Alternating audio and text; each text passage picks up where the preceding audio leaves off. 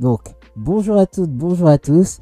Ce qu'on va faire aujourd'hui, c'est un whiteboard. Et en fait, vous voyez, là, il y a des gens qui sont sur le live, qui sont en train de dessiner sur le whiteboard. Et moi aussi, je vais dessiner. Donc, mon prénom. Ah bah, super. Ah, il y a quelqu'un, voilà, qui écrit Hello. Super. Et moi, je vais écrire mes initiales, c'est tout. Et voilà. Bon, il y a des petits bugs. On a fait ça en 2 heures. Donc, c'est exactement ce qu'on va faire dans le replay qui va suivre. On va commencer à se créer ce whiteboard. Pour démarrer, on va essayer d'apprendre comment fonctionne le Canva. Alors, le Canva, ça fonctionne de la manière suivante. D'ailleurs, je crois que j'ai oublié un petit quelque chose. Yes, la chatbox qui apparaît maintenant. Merci Julie. Donc, on va créer un Canva et on va apprendre à dessiner avec le Canva pour commencer, ça serait bien. Parce qu'il faut absolument qu'on ait ce Canva pour pouvoir faire les choses plus tard. Donc la première chose qu'on va faire, c'est qu'on va se créer un fichier index.html. On va se créer un dossier CSS. Au final, on n'aura pas beaucoup de CSS. Et un dossier JS pour le JavaScript. Parce qu'on va utiliser le HTML Canva API. Mais toutes les API d'HTML se contrôlent en JavaScript. Donc on commence avec notre fichier HTML vide. Donc HTML, le head, puis le body. Donc comme toute personne, on a une tête et un corps. Ensuite, on va créer notre meta charset UTF-8 qui est une balise orpheline pour moi. On peut ne pas mettre le backslash, mais le slash, pardon, mais je préfère. Ensuite, on appelle ça un whiteboard. Et ensuite, on va, enfin pas ensuite, juste avant, bon, j'allais mettre le responsive, mais à chaque fois, j'oublie. Allez, c'est parti. On fait les choses bien. Meta responsive. CSS Tricks, mon préféré. Ça fait des années que c'est mon préféré. Après MDN. Hop. Ensuite, on va faire le lien avec notre fichier CSS. Alors, qu'on n'a pas créé. Donc, pour l'instant, je lui donne un nom, mais il n'existe pas encore. Et il me manque le rel. Donc, on a mis l'attribut href et on met l'attribut rel qui sera stylesheet. Une feuille de style en français. Donc, on va la créer à blanc. Ou plutôt à rouge, avec un background color Indian Red. Hop. Et ensuite, on va aussi faire le lien avec notre script src qu'on va mettre js slash main.js. À l'intérieur, on va juste mettre un petit h1 avec hello Twitch, YouTube, salut Jason, comment vas-tu? Et Facebook. Voilà. Ensuite, donc c'est bon, on a le fichier JS, j'ai rien mis dedans, donc main.js, et à l'intérieur, je vais juste mettre un console log pour l'instant pour s'assurer que tout est bien lié dans mon fichier HTML. Souvent, on va mettre le texte de, allez, hop. Ah, j'ai fermé mon code share. Mais non, je ne l'ai pas fermé. Hop. Voilà. Hop. Michel va m'aider à tester mon fichier main. Ben moi, ça va super. Merci. Hop. Ensuite, on va lancer notre live server. Donc le live server, pour l'installer, il faut avoir Node et npm. Donc vous installez Node sur nodejs.org, vous prenez la version 14 ou 15 et ensuite vous faites npm i-g live-server, vous faites entrer et ce qui va se passer, c'est que vous pourrez ensuite utiliser la commande live server et ça va lancer directement votre page HTML en tant que serveur. Et donc là, vous voyez, j'ai bien mon CSS qui a été appliqué puisqu'il est rouge. Et j'ouvre ma console parce qu'il est 19h19. Il serait temps. Ah, j'ai une erreur. Quelle est-elle? Bon, ça va, c'est les favicon, c'est pas un souci. Et j'ai bien mon Hello World. Donc j'ai bien lié mon CSS à mon HTML et mon JavaScript à mon HTML. On peut commencer à coder. Le Canva, alors je vais enlever tous les petits trucs que j'avais mis. Par contre, je vais rajouter un margin. Ah, vous savez quoi, je vais le laisser exprès. Parce que Julie, tu m'avais dit que tu avais un problème. Je pense que c'est ce problème-là. Ou peut-être... Enfin, je pense que c'est ça. Tu m'en avais pas trop dit. Donc, je vais effacer ce que j'ai fait. Et pareil dans le main. Voilà. Hop, on sauvegarde. L'idée, pour commencer le Canva, donc n'hésitez pas à faire Canva API MDN, Mozilla Developer Network. Comme je vous disais, c'est mon site préféré. Donc, il vous explique comment on démarre avec le Canva. Donc, première chose, c'est dans l'HTML, on écrit Canva. Donc, c'est une balise HTML reconnue avec l'ID. C'est...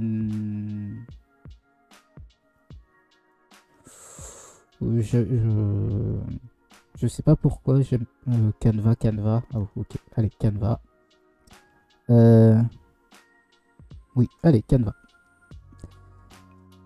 Ensuite, on va utiliser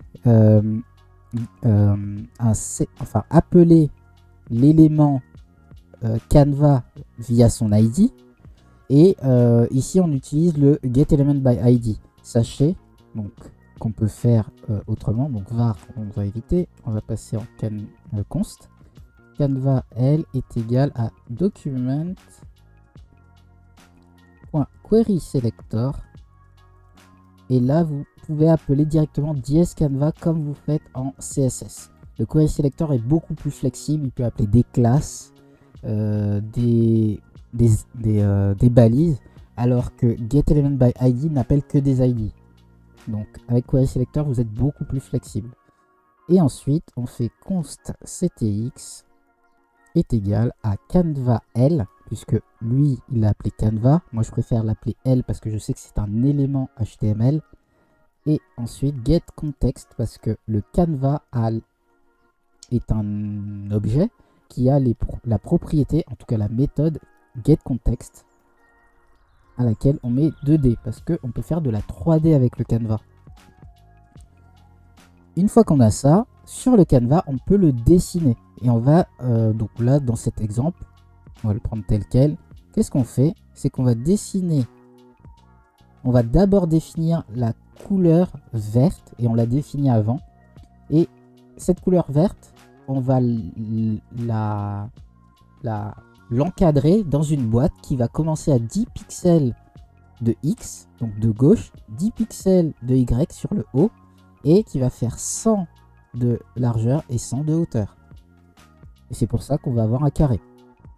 Donc, regardons ce que ça donne. Et voilà. J'ai pas fait attention, tu dois faire venir une bibliothèque. Non, c'est de l'HTML pur. Aucune librairie. Très bonne question. Donc ça fait partie d'HTML par défaut. Et c'est d'ailleurs pour ça qu'on le voit sur MDN. MDN ne référence que les choses qui font partie d'HTML. MDN ne référence pas les méthodes d'une librairie ou d'une bibliothèque différente.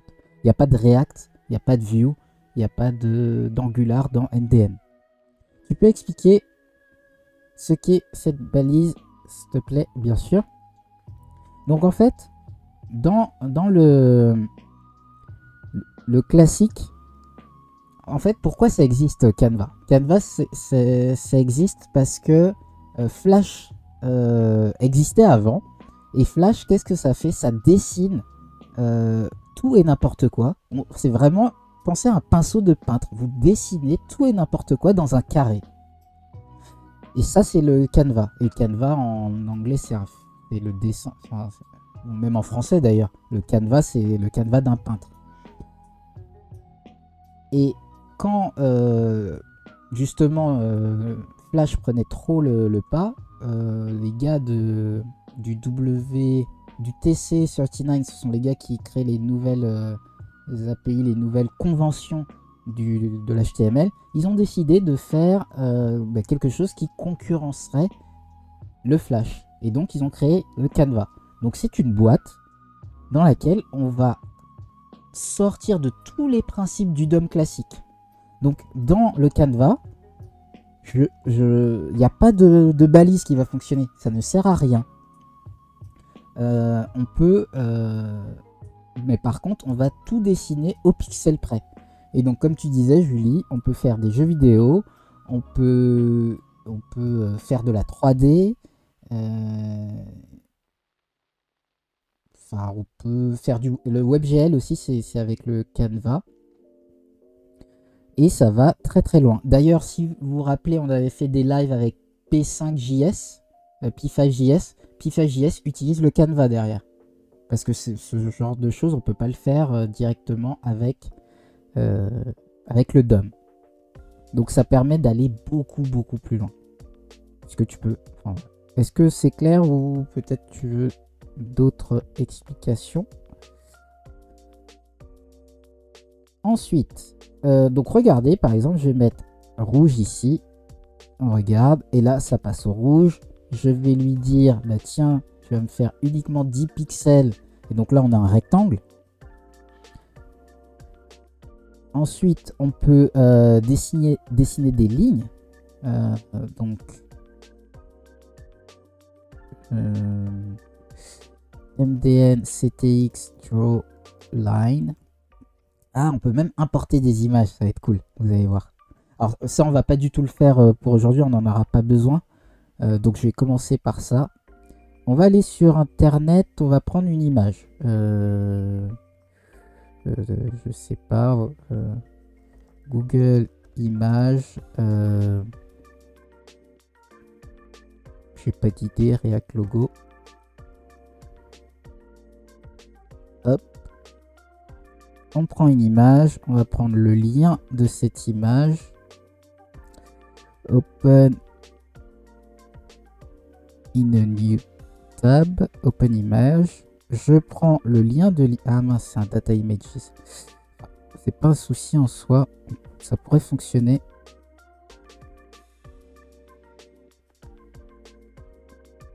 Copy link address. Hop. Donc je copie le lien d'une image et je vais tester le Canva Draw Image. Alors est-ce que je peux prendre que des images qui sont sur qui sont en ligne? Donc en gros, non c'est bon, on peut prendre d'autres images, super.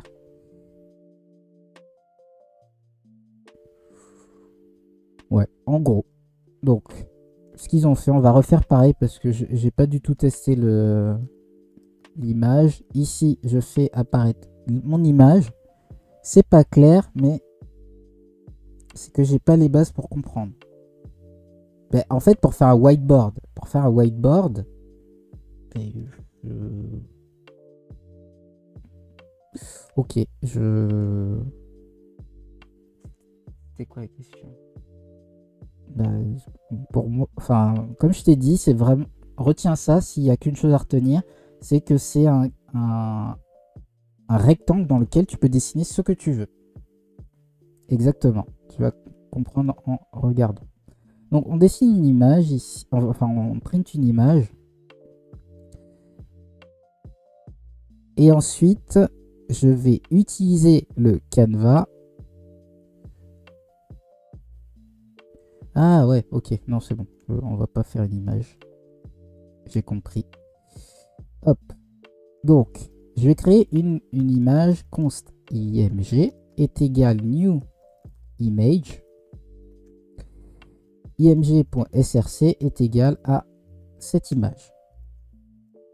Ensuite, je vais faire ctx.drawImage et je vais afficher cette image. Et cette image, je vais l'afficher à Donc on était à 10 à 20 px. En hauteur 10 px comme l'autre.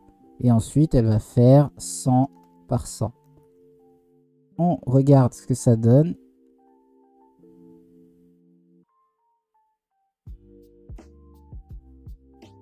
Cross origin, read blocking. Ok, donc l'image est protégée.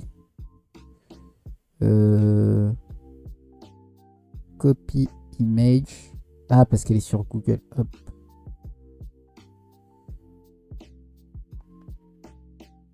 Copy address. Salut Andreas.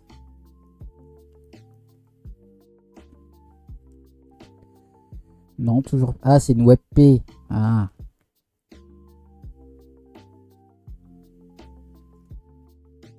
Allez, hop. On va faire beaucoup plus simple. On va reprendre l'image de l'exemple ici. Celle-ci, elle n'est pas bloquée. Comme ça, ça m'évitera des problèmes de blocage d'image. Hop. Et j'ai oublié, bien sûr, mon onload. Donc, img.onload est égal. Hop, hop. C'est peut-être ça qui bloquait. On regarde. Voilà. Et donc là, j'ai pu charger une image directement dans le Canva. Mais cette image ne fait pas partie de la balise image. Pas du tout. Il n'y a pas de balise image ici. J'ai juste un Canva. Et donc le Canva nous permet d'insérer tout ce qu'on veut de manière programmatique. Nous, ce qu'on veut, c'est essayer de dessiner. Donc, ah oui, et l'autre chose qui nous permettra de dessiner, c'est le line to. Donc le line to, c'est quoi? C'est le fait de dessiner une ligne. Donc on va... donc ça, je peux effacer. Donc je vais regarder la... Ah, j'ai un follow, merci. Sauf que je n'ai pas le Twitch ouvert, donc je ne sais pas qui c'est, mais merci pour le follow. Donc, Canva et Line 2. Et Line 2, comme son nom l'indique, ça va nous permettre de dessiner une ligne. Et donc, regardez, je vais cacher ce que j'avais avant. Donc, on n'a plus de... couleur ou de rectangle. Et là, je lui dis, tu vas me dessiner une ligne de 10 à 10 et une deuxième ligne de 100 à 100. Donc, ce sont des points. Donc, le point X, il va être à 10, 10. Donc, 10 pixels. Il n'y a rien qui apparaît. Alors, on va regarder l'exemple. Ah oui, le begin path, déjà, ça serait bien. ctx.begin path. Hop. Et bien sûr, en fait, ce que j'ai oublié, c'était pas le begin path, ça aurait marché avec, c'est le stroke. C'est celui qui va valider le dessin. Alors, j'ai pas mal de texte. Alors, je vais lire rapidement. Ok.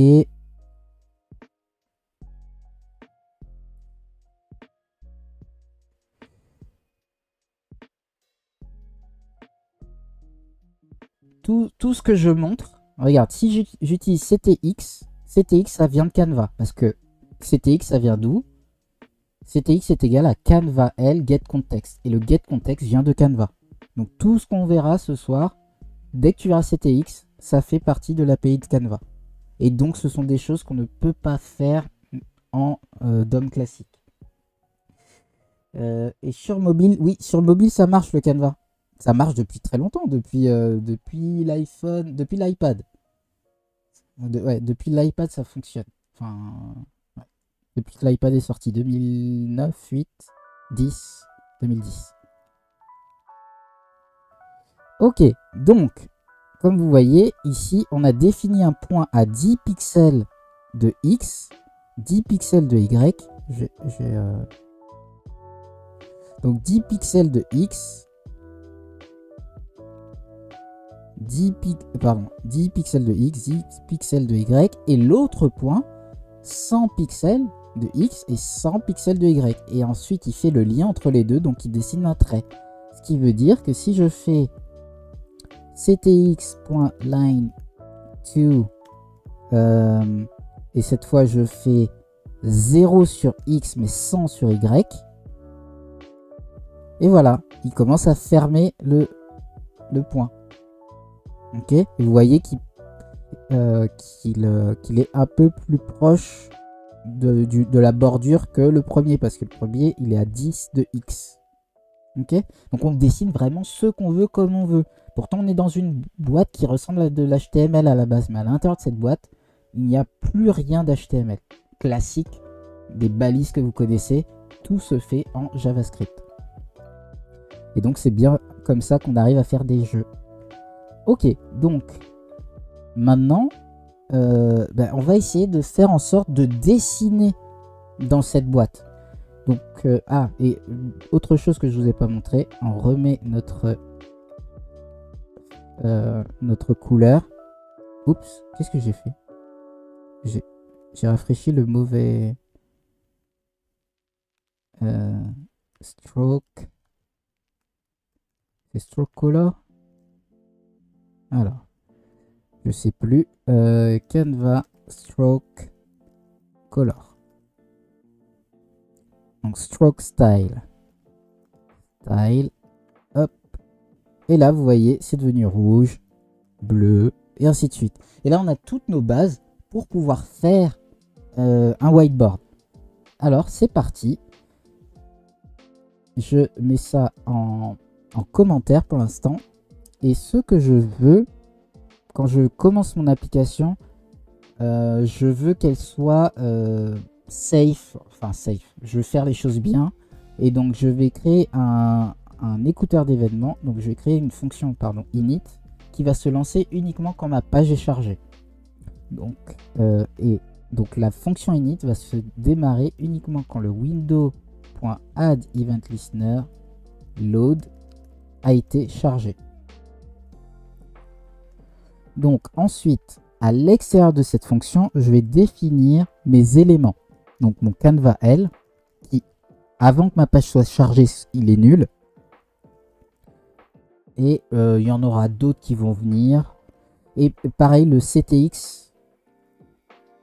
Le CTX, on va le définir à l'extérieur, qui va être nul par défaut. Donc dès que ma page va charger, on va refaire exactement le code qu'on a vu.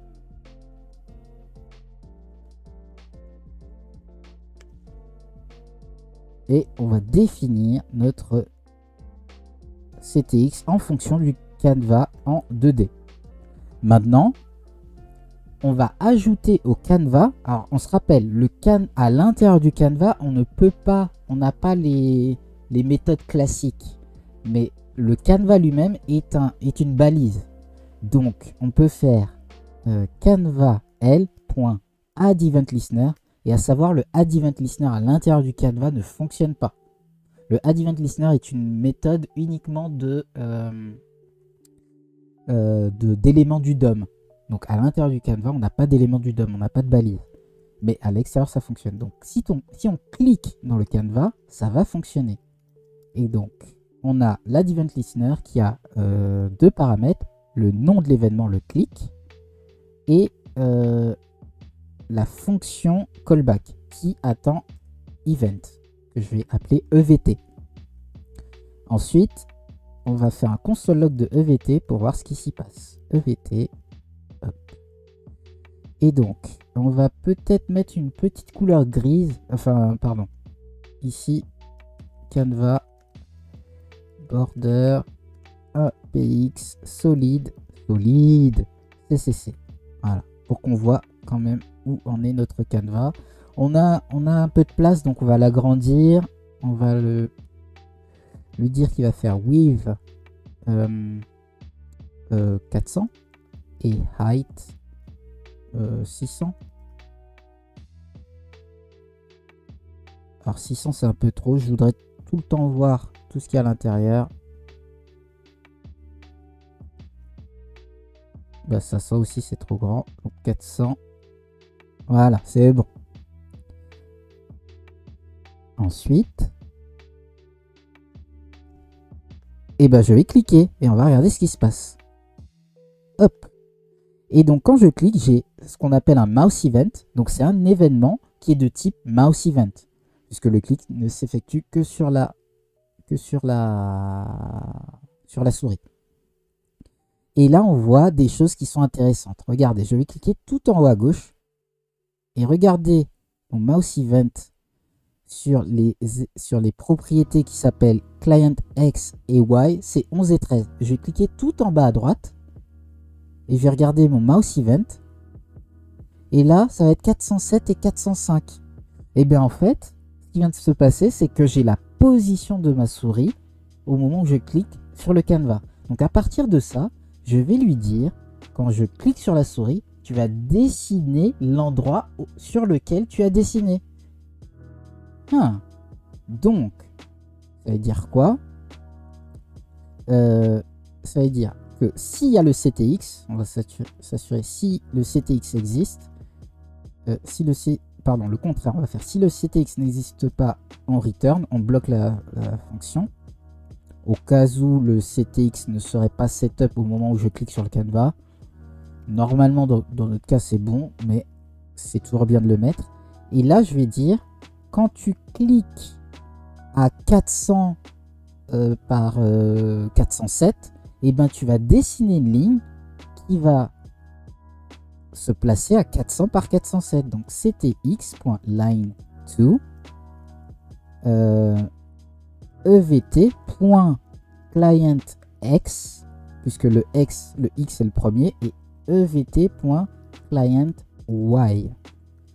Une fois qu'on a dessiné ça, on fait ctx.stroke pour valider. Et donc, si je clique, vous voyez, hop, là il me fait que des lignes, parce qu'il prend un point, puis un point, et il dessine la ligne. Mais nous, c'est pas ça qu'on veut. Moi, j'aimerais pouvoir cliquer et rester sur mon élément. Et rester sur mon élément et que ça dessine exactement ce que je veux. Comme si c'était un pinceau que j'avais en main. Donc pour ça, je dois dire, au moment où je clique, je reconnais. Donc en gros, c'est pas un clic. C'est le fait d'avoir cliqué et glissé. Donc pour cliquer et glisser, il faut qu'on utilise les événements mouse down. Donc mouse down, c'est le moment où mon clic est enfoncé. Donc. Et ensuite, il faut que je reconnaisse quand je relâche la souris pour arrêter de dessiner. Donc pour faire ça, il faut que j'ai une variable qui reconnaisse quand je suis en train de cliquer que quand je ne suis pas en train de cliquer. Donc on va créer une première une variable qui va s'appeler isClicking ou isMouse down, qui va être faux par défaut au démarrage. Et ensuite, je vais créer un premier événement, canevas, un deuxième événement qui va être le mouse down. Au moment où je fais mouse down, et ben qu'est-ce que ça va faire? Donc, quand je fais mouse down dans le canevas, qu'est-ce qui va se passer? Je vais mettre isMouse down true. Ce qui veut dire que ouais. Et on va faire le contraire, c'est-à-dire quand on arrête de cliquer, on va faire mouse up. Donc mouse up, c'est quand on relâche la souris qui a été cliquée, qui va être false.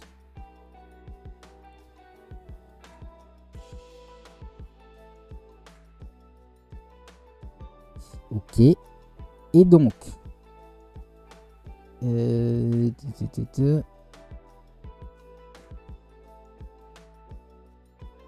ouais.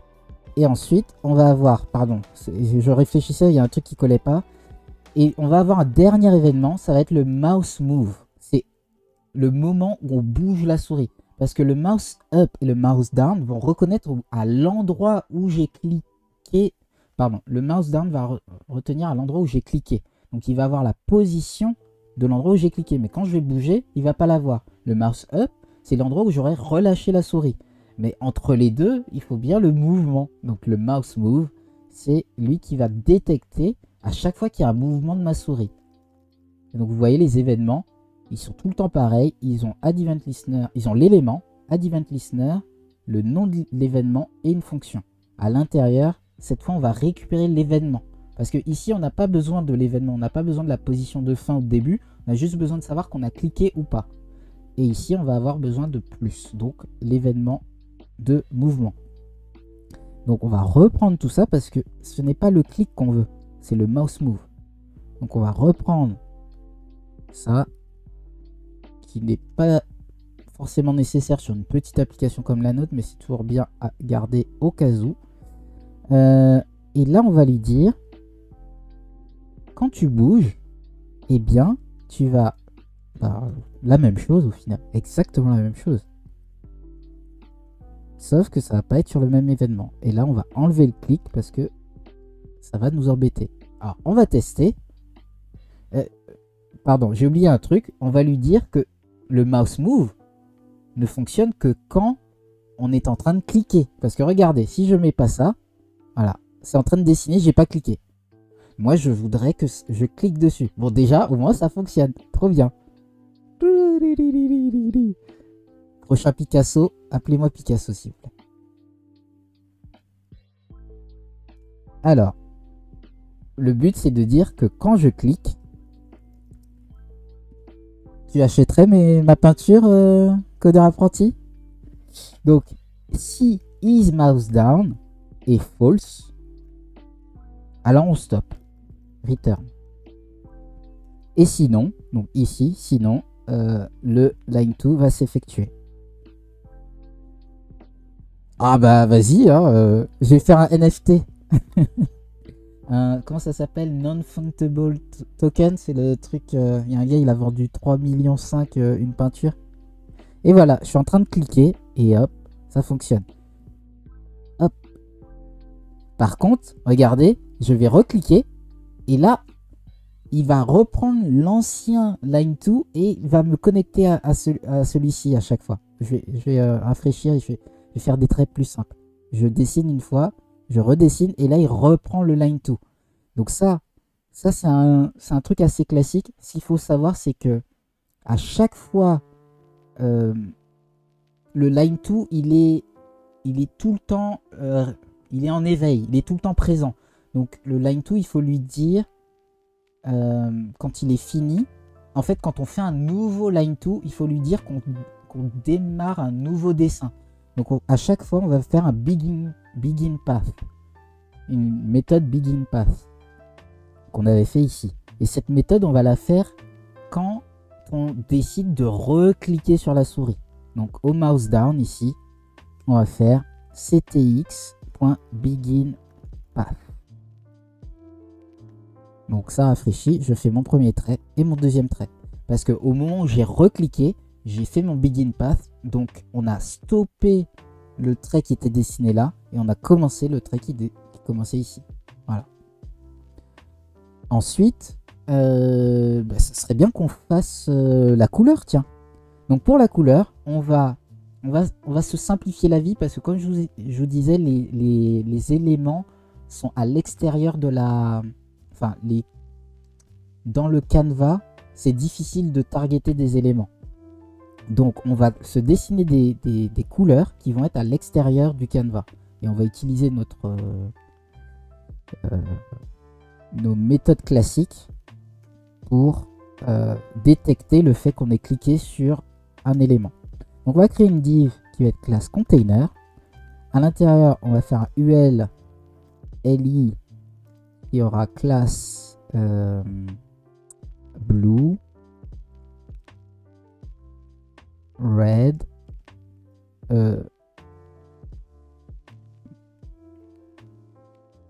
black. Et la dernière couleur, c'est vous qui choisissez. On va lui donner une classe colors. Et à ça, ce qu'on va faire, c'est qu'on va créer du CSS pour afficher tout ça. Ah ouais, green. Bon, vous avez encore le droit à une autre couleur. Une couleur un peu plus funky. Donc, colors, qui va être un list style none. Medium purple. Ok.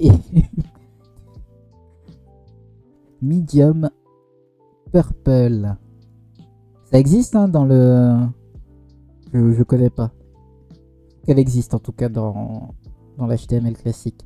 Donc list style none. Ensuite tous les colors LI. Super, merci Julie. Ah ok, parfait. On va lui donner une height de 20 px. Une width de 20 px. Et ensuite li.blue, ça va être background color blue. Incroyable. li black. Attention, attention, là c'est du code de la NASA là ce qu'on est en train de faire. C'est fait pour lancer des fusées. Il me manque un truc. Pourquoi je les vois pas? J'aurais dû les voir là. Oui, j'ai mis point .li. Donc non, c'est li. C'est l'élément li, ce n'est pas une classe li. Voilà, super, ça apparaît. On va lancer une fusée là. Attention le décollage.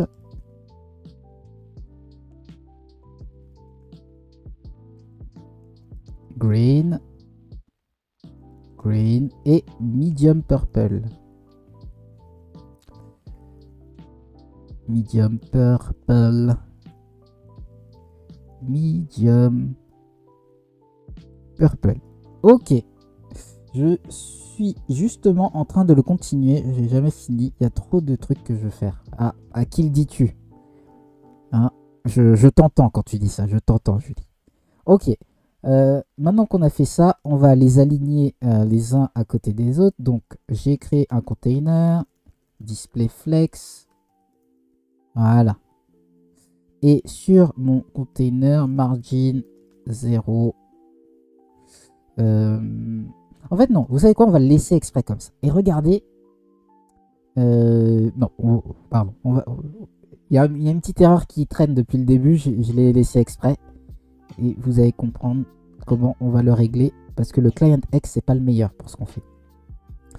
Ensuite, maintenant qu'on a défini nos couleurs, on va créer un élément. Let colors L est égal à nul pour l'instant.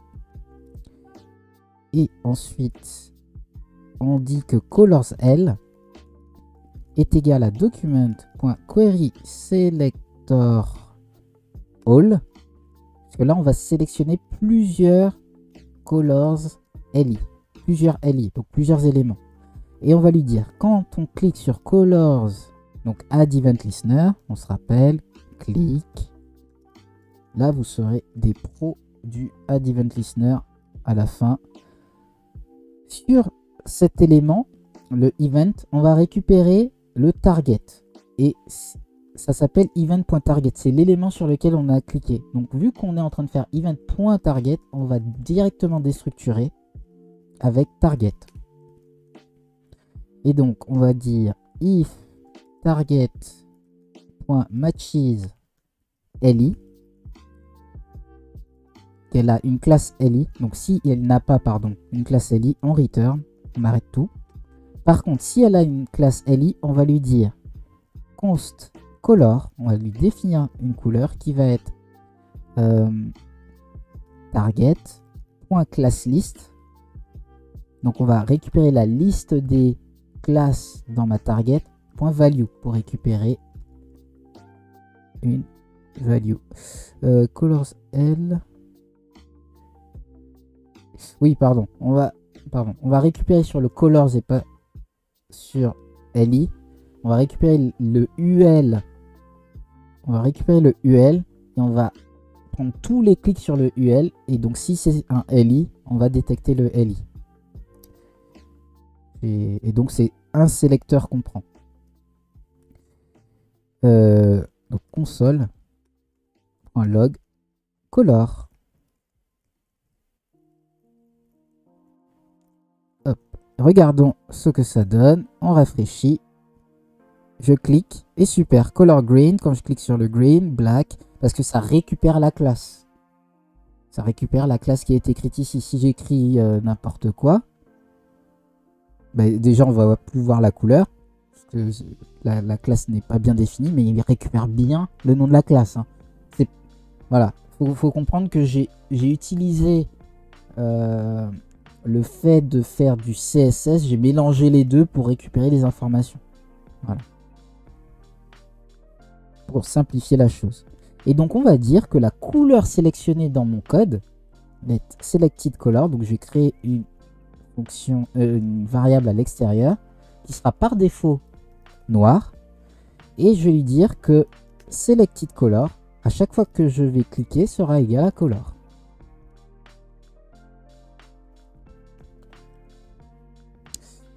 Par contre, je sais pas si tu sais comment faire sur le mien. Quand je clique pour changer de couleur, ça me change toutes les lignes déjà tracées par cette nouvelle couleur. Il faut que tu fasses stroke à la fin. Stroke valide la couleur que tu as déjà fait et le begin pass aussi derrière. Le begin pass, le stroke finit et le begin pass redémarre à 0. Donc le même problème que tu as eu avec qu'on a eu avec la ligne, il se fait avec la couleur. Donc le begin pass, en fait c'est plutôt le begin pass. Hey, salut Edan! Alors il y a Edan sur YouTube qui fait coucou. Comment vas-tu? Ça fait longtemps.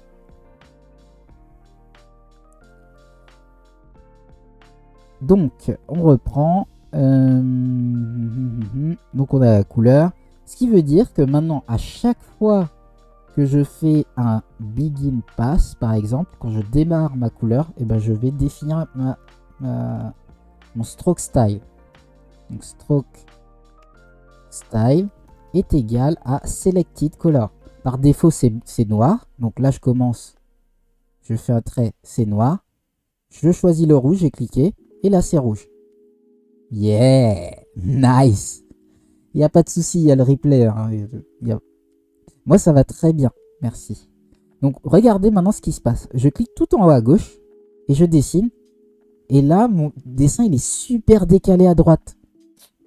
Et bien, en fait, c'est parce que j'utilise le Client X. Le Client X, c'est la souris, c'est le clic de la souris comparé à la position sur l'écran. Donc le 0, 0, c'est le coin tout en haut à gauche de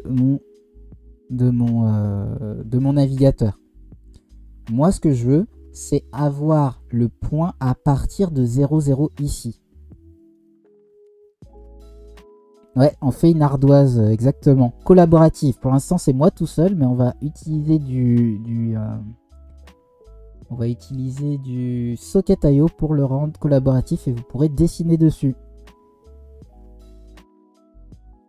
Et donc, c'est pas le Client X qu'on va utiliser. On va retourner ici, console log EVT. On va regarder l'événement et regarder à l'intérieur. Je vais cliquer tout en haut à gauche exprès. Hop. Voilà. Oups. J'ai pas... J'ai dû lâcher le clic à l'extérieur. Donc, j'ai cliqué tout en haut à gauche.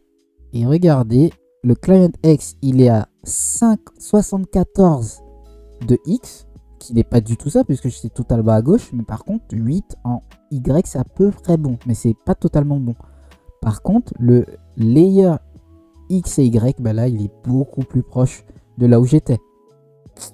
Voilà. T'as presque fini le serveur, c'est bien. Super. On va bientôt commencer. Parfait. Donc,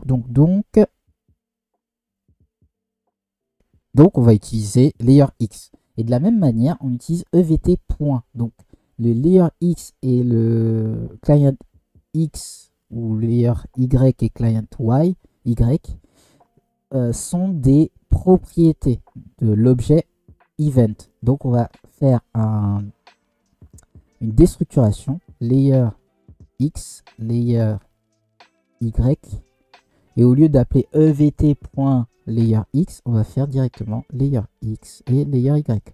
Et on aurait pu, pareil, déstructurer notre client X et client Y. Voilà. J'enlève la console. On regarde, on se met en medium purple et on clique. Et vous voyez, là, ça suit exactement ma souris. Ou sinon, l'autre truc, Moi, c'est ce que j'avais fait au début quand je connaissais pas le, le Layer X. Parce que Layer X, c'est assez récent. Hein. Au début, ça n'existait pas. Hein. C'était Client X et on devait tout calculer à la main. Et donc, moi, je sais que je suis décalé à 74 par défaut. Ou 73, je sais pas exactement. Donc, ce que je fais, c'est que je fais mon Client X, X moins 70 par exemple. Et mon Client Y moins 10, moins 8. Parce que c'est 8 pixels par défaut. Et là, c'est noir par défaut. On va passer au vert. Vous voyez, là, je suis à peu près bon. Un peu décalé au niveau de mon Y. Mais vous voyez comment vous auriez pu le faire si vous n'aviez pas accès à ça. Mais c'est vraiment parce que le client X n'est pas le même que le layer. Ben on a fini la partie 1. Puisqu'on a les couleurs, on a corrigé le problème. Voilà, c'est parfait. On a fini la partie 1. Donc maintenant, on va passer à la partie 2 où on va justement créer un serveur pour pouvoir s'envoyer les données. Live server. Et voilà, c'est la fin de la partie 1. Pour la partie 2, je vous invite à vous connecter à codiscovery.co et à aller dans la partie blog.